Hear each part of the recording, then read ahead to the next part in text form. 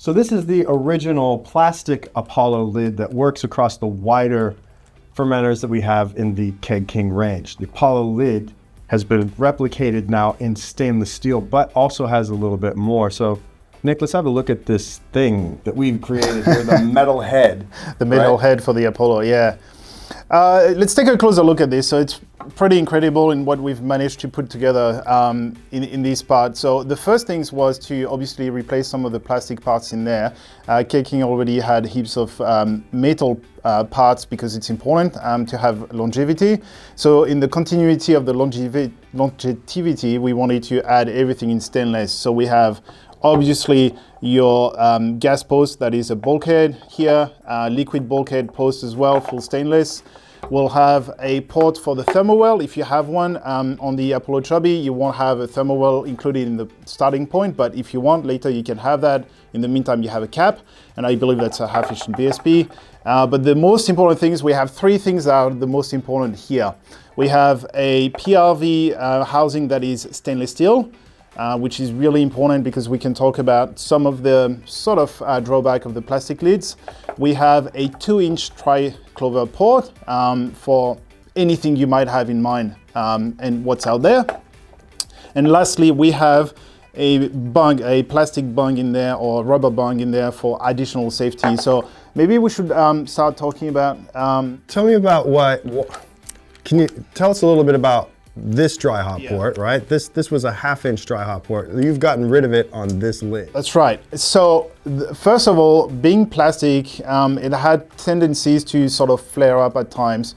So the fact that it's stainless now... Flare up as in like get wider. Correct, yeah, it will get wider after too much use and then it's just a drawback of plastic really, to be honest, but when you design something at a price point, you have to go at that right price point and just follow with plastic. This is why stainless is a bit more expensive. Now with having the PRV on the side like this here in stainless, you won't have any issues. You can remove it, clean it as many times as you want, put it back on. It's just a normal PRV that goes in there. On this one, we have the white PRV, which is 25 PSI. So that's the first point. But the 2-inch port here is essentially a giant dry hop port, right? So there have been complaints in the past that you can't fit your hops in there too well, which is a fair feedback to have. A couple of years ago or 3 years ago when we designed all of this, but now you'll have a 2-inch port. So when you want to dry hop, you can release the pressure, right? That's one way of dry hopping as well. Most people end up doing it this way anyway. Now you'll be able to just unscrew this, open this, after releasing the pressure, of course, and then dumping the hops in there, and there won't be any issues with blockages because it's 2 inches, very, very wide. So that'll make it very simple to dry hop. You also have a lot of people that like to purge hops, create like purging vessels to be able to dump hops with.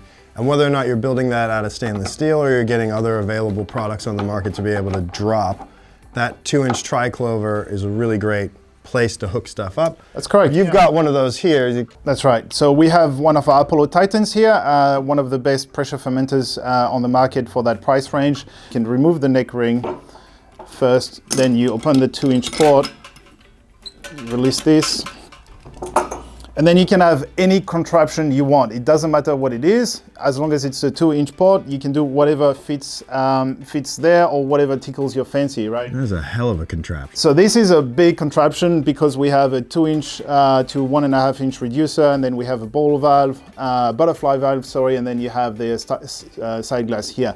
But the point was, it's really easy to just go around, install your contraption of sorts, whatever you have in mind, right?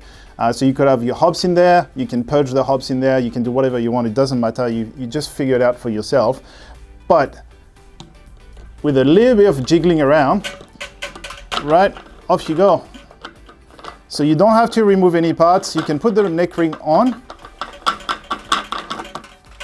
tightly, right? And you just put that lid seal, you put this part down over it without having to Correct, without having to remove any parts or yeah. anything. Now, one of the big... This collar, yeah. The collar there, the neck ring, the collar. Obviously, when you're doing a NEPA, you want as little oxygen contact as possible, so we fully understand that. But if you're doing a pale ale, it's not necessary to dry up under pressure, but whatever, we just want to give people the option to do whatever they want, right?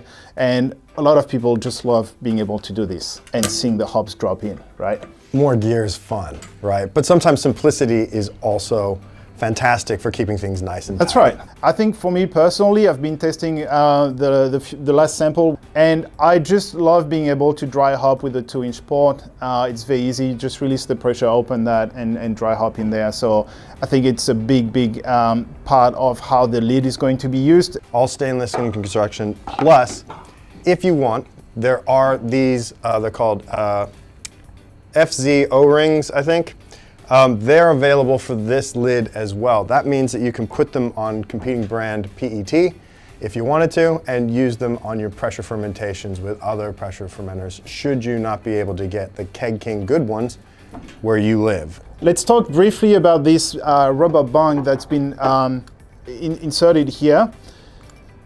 One of the issues with stainless is that it's very, well, it's not an issue, but one of the points of stainless is to be resilient and the longevity, but it's also extremely hard. A plastic lid, if it goes flying for whatever reason, it won't do as much damage as a stainless steel lid flying around and potentially hitting things or people, right? Very important. Very important, right? So now we have this 25 PSI, you can replace it with 10 or 15 PRV. But should this fail for whatever reason, now you have this added safety here that the bung will actually pop out at a different pressure rating, higher than 25 obviously, but less than what the lid will go to give, should it give. It's a really important feature. So you'll see the hole here, and you'll have a couple of the spare bungs in there, just in case you lose one, it will be part of the kit. So that's it. For all you metalheads out there that love your stainless steel, the new lids for the Apollo range will work fantastically across our fermenters.